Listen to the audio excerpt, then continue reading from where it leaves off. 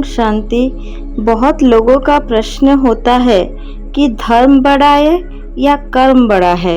बहुत लोग बोलते भी हैं और जानते भी हैं कि धर्म हमें मुक्त करता है और कर्म हमें बांधने रखता है। लेकिन एक बात आप सबको भी याद रखना होगा, जो धर्म सहित जो कर्म होता है वो आपको मुक्ति देता है, और जो धर्म के विरुद्ध जो कर्म होता है वो आपको बांध के रखता है। देखिए, कर्म तो दोनों में ही है, कर्म तो जीवन में करना ही पड़ता है, लेकिन जो धर्म के सहित जो कर्म होता है वो मनुष्य को सही राह दिखाता है, जिसको भगवत गीता में कर्म योग का नाम दिया गया है। और जो कर्म में धर्म नहीं होता है वो अधर्म कर्म कहलाता है। कर्म योग में रहकर या कर्म धर्म के सहित जो कर्म होता है वो फल प्राप्ति के लिए होता है, वो मनुष्य को अच्छा फल प्रदान करता है, वो भगवत प्राप्ति वाला कर्म होता है। लेकिन जो अधर्म कर्म होता है, जिसमें अधर्म जुड़ा रहता है, वो मनुष्य को खराब रास्ते पे ले जाता है, मनुष्य को सही रास्ता नहीं दिखाता है, और उसी से वो भगवान से दूर भी चला जाता है। परमात्मा हमें सिखाते भी है कि योग युक्त होके कर्म करो, यानी हमेशा योग में रह के किया गया कर्म कभी अधर्म कर्म हो ही नहीं सकता। वो तो परमात्मा के पुरुषार्थ पे चलते हुए कर्म होता है और उससे कभी अधर्म होता ही नहीं है। अगर परमात्मा को याद करते हुए या उनके याद में रहते हुए अगर हम कुछ कर्म करेंगे, क्या वो कर्म कभी अधर्म हो सकता है? नहीं, वो हमेशा हमें सही रास्ता दिखाते हैं। आपको हमेशा याद रखना पड़ेगा, आप धर्म और कर्म को दोनों को अलग अलग मत मानिए। हमेशा धर्म युक्त कर्म करने के बारे में सोचिए। जो चीज में धर्म जुड़ जाता है वो कभी बुरा हो ही नहीं सकता। धर्म युक्त कर्म किसे कहते हैं? माना अगर आप स्त्री शरीर में है, जैसे आपका एक धर्म है कि अपने परिवार के प्रति आपका समर्पण भाव रहना चाहिए। अगर वो नहीं हो रहा है, वो आप सबसे विरुद्ध जा रहे हैं, तो आप जो कर्म कर रहे हैं उस समय में वो आपका अधर्म युक्त कर्म हुआ। और जो अधर्म युक्त कर्म होता है वो मनुष्य को कभी खुशी दे ही नहीं सकती है। वो मनुष्य हमेशा दुख, अशांति और पीड़ा में अपना जीवन व्यतीत करता है। इसीलिए हमेशा धर्म के सहित धर्म युक्त कर्म करना चाहिए। जो कर्म हम ईश्वर की सानिध्य में रहकर करते हैं, उनकी याद में रहकर करते हैं, कर्म करते वक्त हमेशा हम सोचते हैं कि हमको ईश्वर देख रहे हैं, वो कर्म कभी बुरा हो ही नहीं सकता है। वो हमेशा फलदायी ही होता है, हमेशा हमको सत्मार्ग पर लेके चलता है। वैसे कर्म हमेशा हमको खुशी प्रदान करती है, उससे मनुष्य के जीवन में शांति भरा रहता है। परमात्मा हमेशा कहते भी हैं कि धर्म युक्त जो कर्म होता है वो हमेशा मनुष्य को एक शक्ति प्रदान करता है, वो मनुष्य को पावरफुल बनाता है। आपने तो सुना भी होगा, अनुसया माता के अंदर इतनी शक्ति थी कि वो भगवान को भी बच्चे बना दिए थे, बालक बना दिए थे। वो उनके परीक्षा लेने के लिए आए थे जरूर, लेकिन हुआ क्या, वो उनकी भी शक्ति परीक्षा नहीं कर पाए, क्योंकि उन्होंने अपने धर्म में थे, वो अधर्म के रास्ते पर गए ही नहीं थे। वो इसलिए हमेशा हमको धर्म सहित कर्म करना चाहिए, जिससे हमको पावर मिले, शक्ति मिले। लेकिन आज हमारे समाज क्या हो गया है, हमेशा अधर्म कर्म में लिप्त रहता है। आज धर्म का प्राधान्यता कम हो गया है, आज तो धन का प्राधान्यता है। जहाँ धर्म के प्राधान्यता रहता है वहाँ चरित्र के भी प्राधान्यता रहता है, और जहाँ अधर्म के प्राधान्यता होता है वहाँ पर व्यभिचार का प्राधान्यता होता है। आज लोग धर्म को छोड़ के धन के पीछे लगे पड़े हैं, उसके पीछे दौड़ लगाए हुए हैं, बिना कुछ सोच समझकर धन उपार्जन में लगे हुए हैं। धर्म को कोई तो देखता ही नहीं है। जो कर्म धर्म से होता है तो मन भी, बुद्धि भी और तन भी धर्म युक्त होता है।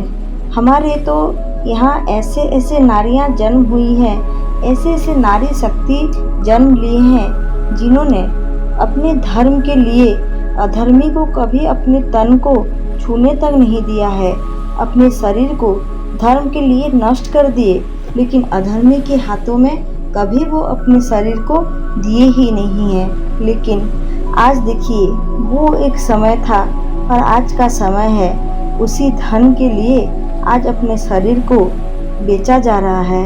ये कैसा अधर्म समय आ गया है, आप लोग खुद सोच के देखिए। जो आज लोग धन कमाते हैं, क्या कभी कोई सोच के देखता है कि ये धन कैसे आ रहा है, ये अच्छे कर्म से आ रहा है या कब बुरे कर्म से आ रहा है? ऐसा कोई क्या सोच के देख रहा है? नहीं, ऐसा आज कोई नहीं सोच रहा है। आज धन प्रधान हो गया है, हमारे बुद्धि भी वैसा हो गया है, हम भोग प्रधान होते जा रहे हैं, हम हमारे इंद्रिय के बस में होते जा रहे हैं। जो मेरा इंद्रिय कहता है हम वही करेंगे, बस मेरा इंद्रिय अच्छे से खुश रहे। कोई भी आज नहीं सोचता है कि ये चीज़ हो जो हम कर रहे हैं ये हमारे धर्म के विरुद्ध है या हमारे धर्म के सहित है, ये कोई नहीं सोच रहा है। ये जो रास्ते पर आज लोग चल पड़े हैं ये सिर्फ पतन के ओर लेके जाता है। और आज जो लोग हम कर्म कर रहे हैं यही बांधने वाला कर्म है, यही मनुष्य को बांध कर रखता है। और धर्म के सहित जो हम कर्म करते हैं वो मनुष्य को आज़ादी देता है, मुक्ति देता है, भगवान उसे प्रसन्न रहते हैं। अब परमात्मा अगर प्रसन्न रहे तो मनुष्य के जीवन खुशमय हो जाता है।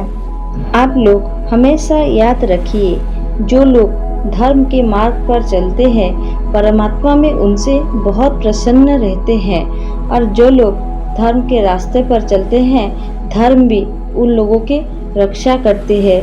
धर्मो रक्षते रक्षता, आप हमेशा ये चीज़ को याद रखिए। लेकिन हमारे समाज ऐसा हो गया है कि हर तरफ अधर्म में लोग फैले हुए हैं, लेकिन धन्य है वो आत्मा है, ऐसे कली काल में भी उन लोगों को परमात्मा के ज्ञान हो रहा है, वो परमात्मा के सानिध्य में आ गए हैं, उनके बुद्धि और चरित्र में इतना परिवर्तन आ गया है, वो भगवान के पुरुषार्थ में चल रहे हैं और हमेशा भगवान के सानिध्य में रहते हैं ऐसे।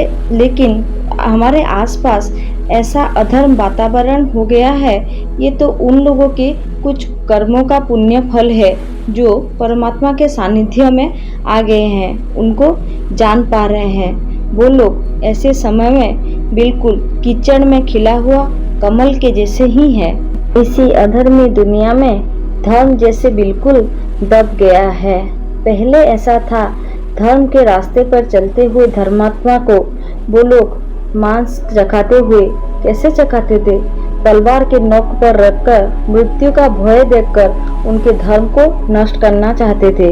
वो उनको मांस चखाते थे ताकि उन लोगों का धर्म नष्ट हो जाए, लेकिन वो लोग अपना शरीर तक त्याग देते थे, लेकिन वो अपना धर्म को कभी नहीं छोड़ते थे। लेकिन देखिए, आज ऐसा समय आ गया है, लोग पैसे देकर मांस को खरीदकर खा रहे हैं। जहाँ देखिए दुनिया में व्यभिचार हर तरफ बढ़ गया है। लोग माता पिता को लात मारकर घर से भगा रहे हैं। ये सब क्या है? ये सब दुर्गति के रास्ते पर है। अगर ऐसा कर्म करेंगे आप तो ये कर्म में आप बांध कर रह जाएंगे और ये कर्म आपको दुर्गति पे ले जाएगा। यही पतन का कारण है। जो लोग धर्म सहित कर्म करते हैं परमात्मा उनके ऊपर बहुत प्रसन्न रहते हैं। उनको ये कर्म हमेशा अच्छे फल प्रदान करता है।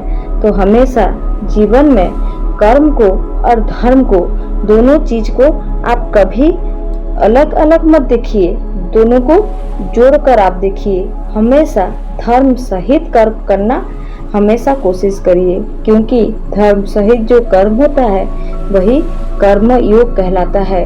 और कर्म योगी मनुष्य हमेशा श्रेष्ठ मनुष्य बनता है। वो हमेशा भगवान के श्रीमत पर चलता है। वही मनुष्य, कर्मयोगी मनुष्य ही श्रेष्ठ मनुष्य जीवन में कहलाता है। इसी शुभकामना और शुभ भावना के साथ हम आज के वीडियो को समाप्त करते हैं। अगर आप लोगों को हमारे वीडियो पसंद आए तो लाइक कीजिए, अपने फैमिली और दोस्तों के साथ शेयर कीजिए और हमारे चैनल को सब्सक्राइब कीजिए। हाँ, और उस टाइम आप बेल आइकन को ज़रूर प्रेस कीजिए और कमेंट में मेरे शिव बाबा को ज़रूर याद कीजिए। ओम शांति।